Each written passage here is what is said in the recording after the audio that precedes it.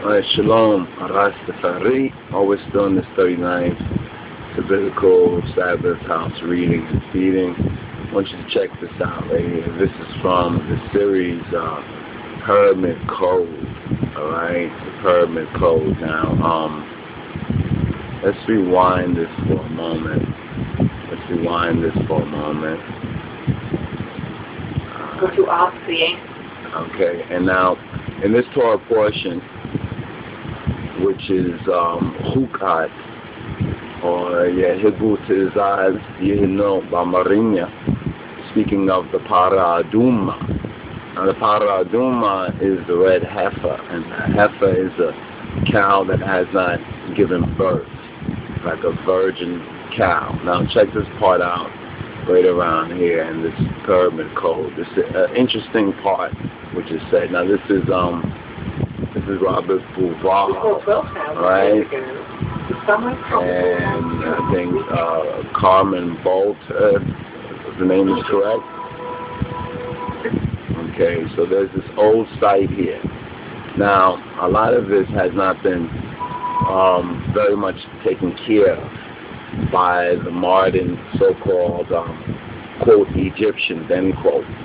Now, you have to know the history of Egypt to know that the people who are ruling and running Egypt today, and the so-called Arabs there, are not true natural descendants of the ancient Kemetians, Kemites, Gebts, or the ancient Egyptians. Remember, ancient Egypt was a colony of Ethiopia. But now, to better understand this Torah portion, I would like to share this part with you. It was on Heart and Mind, and I had mentioned it in the lecture, in the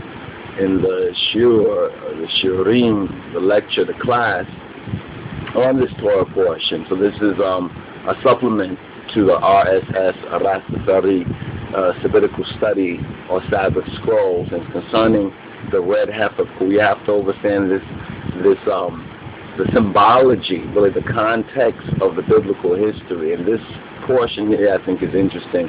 So let's run this. This is from the Pyramid Code, and I think this is the third of the 5 parts here with Steve Bouvard and his more native Egyptian guide. The brother with him is more of a native, but that's not the popular image of the Egyptian that you see today. And it's very important to understand what's going on in present modern day Egypt too. You understand for all this so-called democracy and the Arab Spring and so forth and so on, and I ancient antiquities.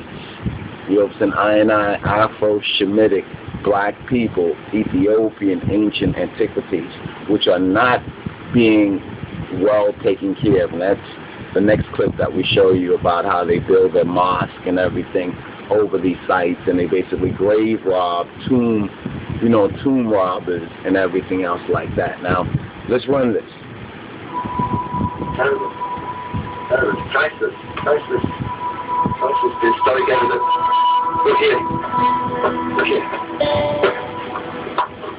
What's this, a dog or a man? See the man here? He's wearing pharaonic clothes. Terrible.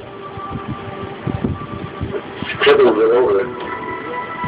And the evidence that we're looking for is being destroyed by responsible people coming here. The site is unprotected. And the irony is that people who are responsible are relatively coming here and really crazy with licenses and papers. Okay. Now, Steve, Robert Bouvard, because Robert Bouvard here, he's saying something very, very important. He's talking about how the evidence that we're looking for, and the evidence that many of us who want to get the true, put the true picture to ancient Egypt.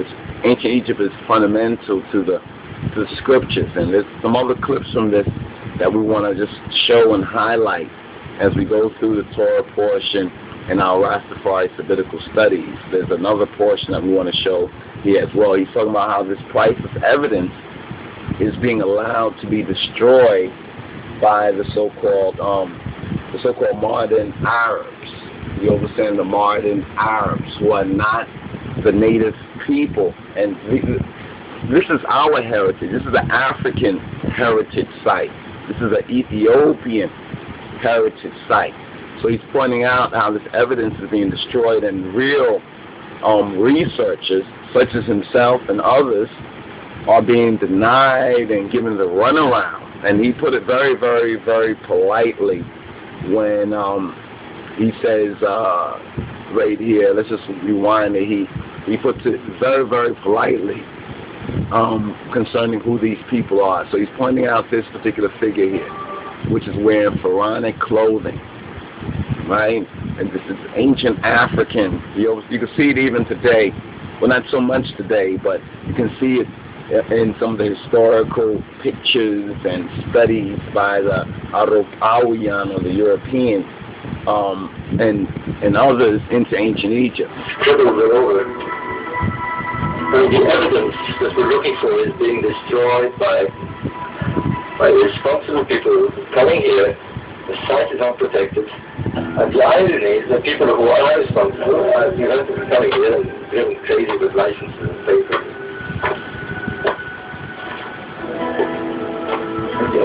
It's a beautiful, a very calm. Look at this. I mean, this is an artist. Okay, right there now. As you can see right here, even though it's been scribbled on by these pale red Arabs, you understand that it's been scribbled on by these. Remember, these, when you know the history of Egypt and you know how Egypt got this way by all the conquerors and invaders and other squatters on our ancestral land. You know, it's like they are defiling our ancient African, Ethiopian antiquities. This is what they're doing here. But here, Robert Bouval, he's pointing out this particular cow, right? There's a bull, the cow, the cattle, the ancient cattle. They call them cults. The academics call them cults. But more correctly, we should refer to them as cultures. You understand? Ancient cultures, African cultures. See, when they talk about themselves, they talk about their ancient, the ancient culture, like Stonehenge and other places that may be found in Europe that they want to lay claim for. But then when they speak about Africa, even though they try vainly to deny that it was black, that it was African, that it was Ethiopian, they still show that they know that it was by trying to denigrate or degrade it and saying it's a cult. These were cultures. Now, in this particular Pyramid Code Part 3, Video 3 here, they're going to give us a key link with this Torah portion, the 39th Chukat, where we're speaking of and studying and learning of the red heifer. What is the red heifer? What is the para aduma? What is this red heifer? Let's play it.